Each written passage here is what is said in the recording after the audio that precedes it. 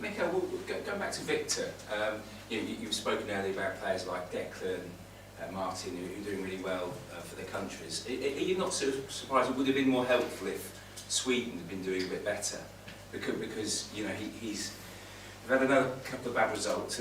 Him and Isak up front look like a dream pairing. Would it have been helpful if he could sort of been scoring for his country a bit? And is that something you've spoken to him about? Because it is a real surprise how badly they're doing.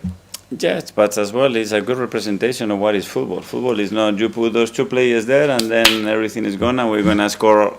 If they score 45 and 55, we're going to score 100 goals. It doesn't work like this, and it's a really good example of how tough this industry and this sport is. And even with the best possible ingredients, sometimes it's not enough to win. But I seen it yesterday, and I think if that's done something, it's even be more eager and more determined to do what he has to do here. Do you think he's trying too hard sometimes? I don't think so. I think he's in the right zone. I think he's been very unlucky in a few seasons, and the more I watch some of the actions, very, very unlucky not to score another 4 or 5 goals easily by now. They will come, and sometimes he will have that luck that probably didn't have before. We'll stand with John. With Victor, what was his reaction when you pretty much said you can go a series of games without scoring so long as you're doing the right things? It seems quite unusual for a manager to talk about things that might go wrong rather than things that are positive.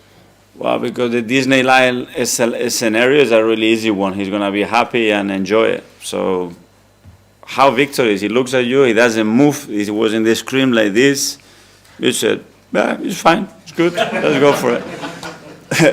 That's him, so he leaves that no emotion there. He's just a very single, targeted mindset player, and that's what I loved about him. Maybe that's what you need to be a top striker. 100%. Because he's not a top striker now, it's not been all his career, because as we said as well, his journey had bumps in the road, and when you go to a level, you're going to have, this doesn't go like this. I haven't seen any player, probably except of 1 or 2 in the history. So get ready and deal with it with naturality and obviously all the support that he has from us. Ed, Guardian. Hi, Mikel. Just going back to being top, I know it's very early days, but obviously you've had a bit of experience of being top before and not managed to get over the line. Do you think that mentally now it's a bit of a different challenge for the players now that you are top? I don't know, but we cannot pay too much attention for that, because the feeling was you go to Newcastle, if you lose in Newcastle, the Premier League is over. And 1 week later, you are where you are. So honestly, it's let's focus in what we can control, focus in our performance, focus in delivering and achieving what we want to achieve daily, and the rest, I mean, it's 30 games still to go. It's so many things are going to happen. And emotionally, we cannot be dragged into these things because we have much more important things to do.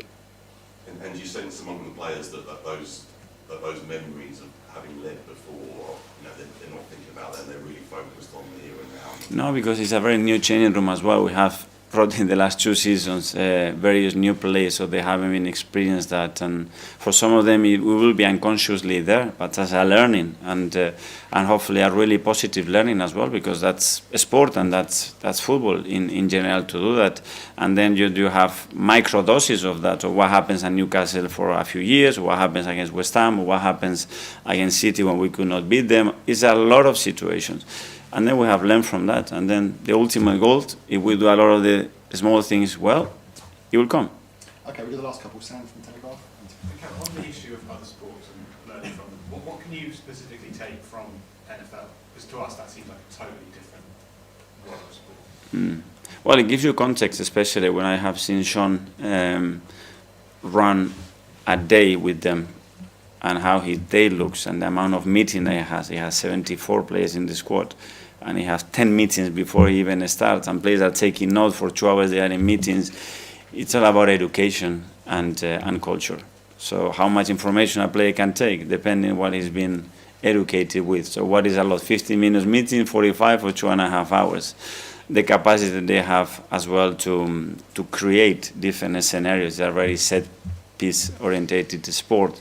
And then how you connect with an organization where you have a lot of limits in terms of the rules as well. It's a lot. So how you maximize all that is a completely different world to me. And there are things that you can implement because with the restriction they have, how they maximize certain areas is unbelievable. And in my opinion, football and other sports, we are not there yet. So it's a lot to take.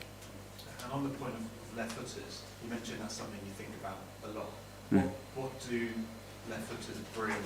What's the benefit of having lots of left-footers? Balance at the end. When you have a strong foot, you are more orientated and more inclined to play certain passes in certain directions.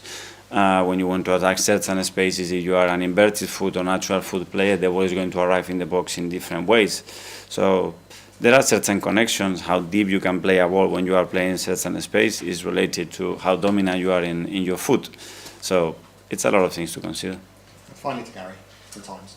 Mikel, you mentioned sort of the owner's ambitions, or one of the ambitions maybe is to enlarge or expand the stadium. What will your role be in that and in that process?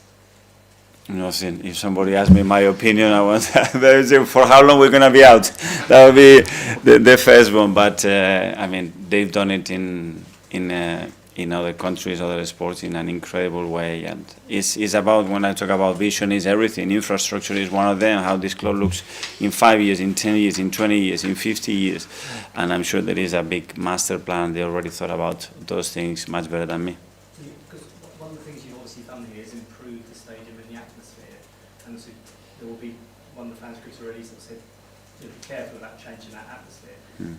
That's why I'm sort of asking whether you have an involvement in what you would like to see in the way a new stadium might look and how you could improve the atmosphere for everyone. I don't know. We are not there yet, so I don't know how that will look. What I can tell you is when we are doing major decisions, we share them. Obviously, they're going to lead all the decisions at the end, but to all the people involved in those discussions or on the daily work or the flow of that, they are super conscious of that because they have a lot of experience.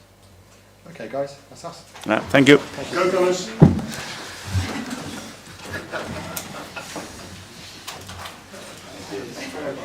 I'll see you on Tuesday. Thank you.